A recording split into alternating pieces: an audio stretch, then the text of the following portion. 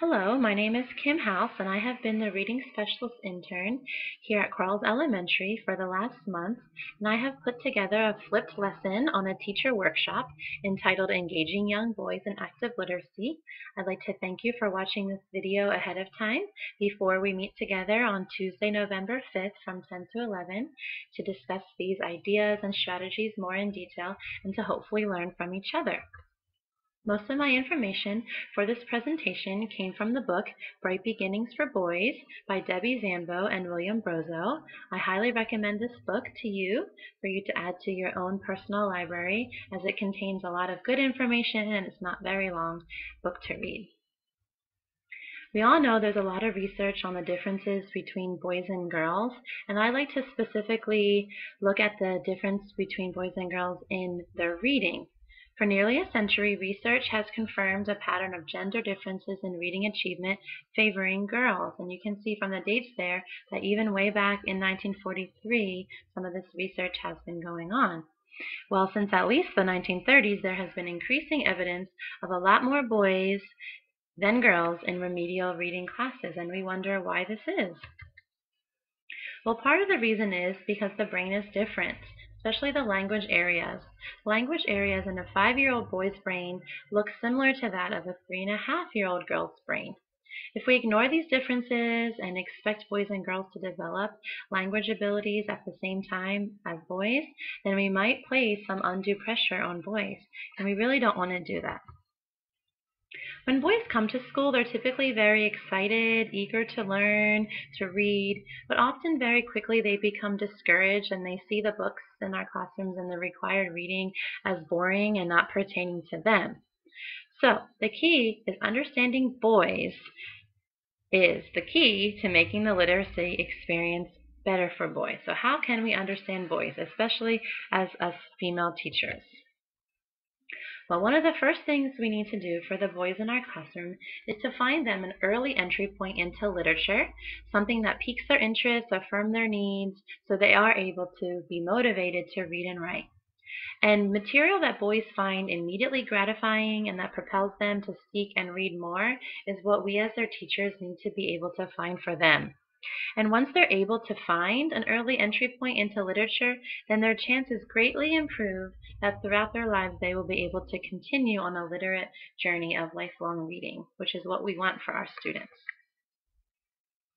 It's really interesting to note that this gender differences in reading show up right away in a child's language development, right from their birth almost.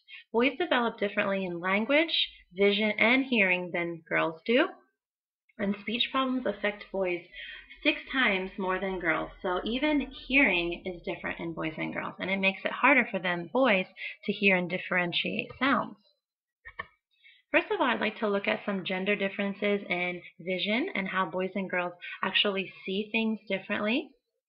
Boys' eyes register the colors black, green, blue, and silver a little more than girls' eyes. They tend to register more brighter colors such as red, orange, beige, green, and pink.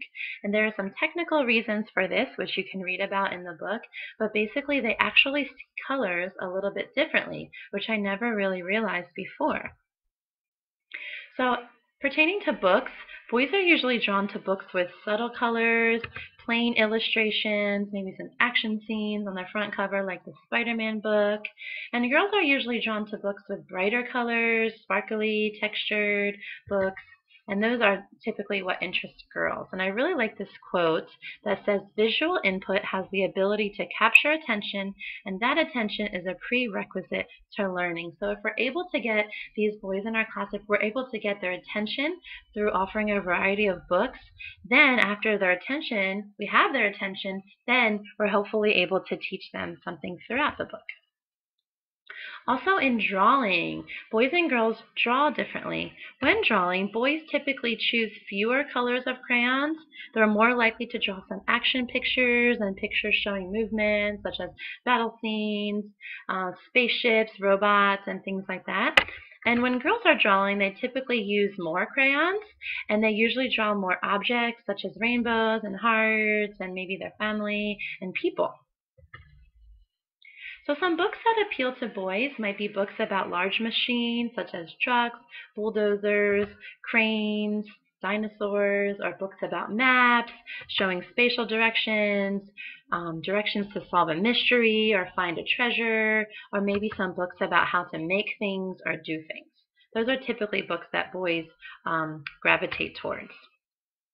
In addition to seeing things differently, boys and girls actually hear differently. Boys are usually more attuned to lower, louder sounds, and they're better at noting where sounds are coming from. And it actually takes them a fraction of a second longer to hear sounds than girls. Girls are more attuned to high-pitched, softer sounds. They hear better from boys from their birth, and their hearing continues to grow more accurate as they grow. Some implications for that from the classroom is to talk clearly, slowly, and loudly for boys to be able to hear you. When you're doing read alouds, have the boys in your class sit closer to you, move around as you talk. Be patient with noisy boys, which I know is pretty hard to do, but it's something that's really important if we're going to keep their attention. Teach the boys in your class how to use quieter voices. Give them extra time after you ask them a question so they can process, get their ideas together, and then form a response back to you. It does take them a little bit extra time, so try to give them that time that they need. The first few years of school are so crucial in helping boys develop something that we call as self-regulation skills. And introducing them to books with positive male characters and values, such as those in the list, such as courage, generosity, respectfulness, is very important. And I'd like to give you a list when we meet on Tuesday of some good examples of picture books that really emphasize these positive male characters and virtues. Some strategies we can use in our classrooms is to really try to incorporate boys' love of playing and movement and imagination into their literacy learning.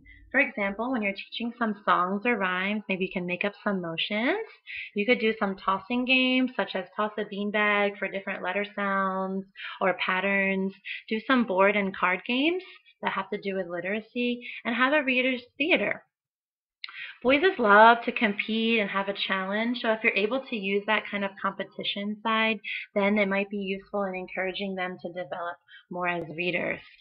Another great thing to do is when you're trying to teach different phonemic awareness skills, use books as starting points for those so the boys are really able to see just a lot of different literature into their classroom to teach them different skills. Here are some questions to consider as you think about your own classroom. How do the boys in your class play? What types of games, adventures do they create? And then, do the literacy activities that you ask the boys in your class to do actually use some of these elements of imagination? Are they play-like? Are they active? Do they allow boys to get up and move? Those are some great questions to consider as we're really trying to engage the boys in our classroom to become better readers. Another interesting thing I found throughout this book is if a boy has grown up playing a lot of video games, watching a lot of TV, then it's more likely that he's going to have difficulty maintaining focus and attention, which really makes a lot of sense. But what I learned is that their brain really gets used to shifting and scanning information just like they see on their fast-paced video games or phones or their DSs, their brain is used to that instead of being able to focus on one thing at a time. So how can we teach them this focus? Our students that we have today are digital natives. They're the first generation to grow up with this kind of technology all around them. And what's interesting to me is that the first graders today were born the same year that the first iPhone came out in 2007. So if you think about it, they've never lived their lives without having a touch screen around them, which is just crazy to think about. A good question to keep in mind is how can we use these new forms of input in productive ways to lead our boys to reading and prepare them for the skills that they need in this century.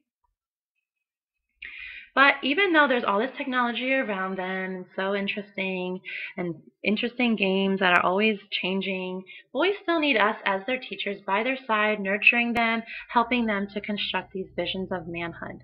What do boys living in this century need to become both readers and good men? That's a really good question that I'd like to hear what you think about. How do we develop this self-regulation in boys? Well, we can create an orderly, predictable environment for them in our classrooms and provide age-appropriate opportunities, allowing them to have some choice and independence, as well as providing guidance and support and scaffolding for the students in our classrooms.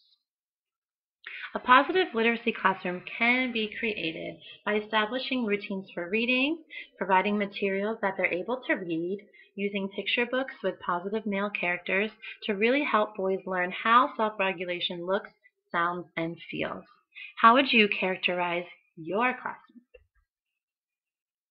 Here's a great way to uncover how boys really feel about reading and how they feel and see themselves as readers, is to give them a thought bubble picture with no expression and no thoughts, and have the boys actually fill it out with themselves as the character, and just draw on the face how they feel about reading and holding a book and what they're thinking as they're reading. This is a great way to see kind of how boys feel about reading. Another great strategy I found throughout the book was called My Bag, and students put different things into their bag that represent their interests and activities that they do outside of school, maybe 5 to 10 objects, and then they're able to bring this bag into the classroom and share with their teacher and other classmates, so everyone's able to get to know each other better. And teachers are able to use this as potential links to some reading and classroom activities, and basically to be able to find out what boys are really interested in reading. So I like that strategy. After finding out what boys in your class are interested in, then there's several ways you can kind of motivate them more towards reading. First of all, you can give a book talk up the books you have in your classroom, make your books available, accessible to the boys in your class. We know that boys mostly enjoy nonfiction, so have a wide variety of nonfiction books available. Plan a time for a selected silent reading. Maybe you can make a boys' book club in your school or in your classroom. Have some community mentors come in and read with your boys, and maybe have some cross-age tutoring, some older students reading with younger students. What reading material or strategies have you found successful in motivating boys to read? I'd really like to hear some of those. Help boys find an early entry point into literacy, immerse them in print-rich environments, provide them with positive male role models in reading. The best time to lead boys to literacy is right now. Some more ways that we're able to support boys as readers in our classroom, like I kind of said before, is to have a variety of reading materials ready, accessible to the boys, have a balance between fiction and informational. Let them peruse, let them browse the text. Use some shorter texts. Allow for increased amounts of time to read and talk about what they read, maybe with a friend. Minimize the focus on post-reading activities. See reading as a social activity. Use some different visual and multimodal texts. Invite some male readers into your classroom, and grow boys' identity as readers. So I'd like to, again, thank you for listening to this presentation.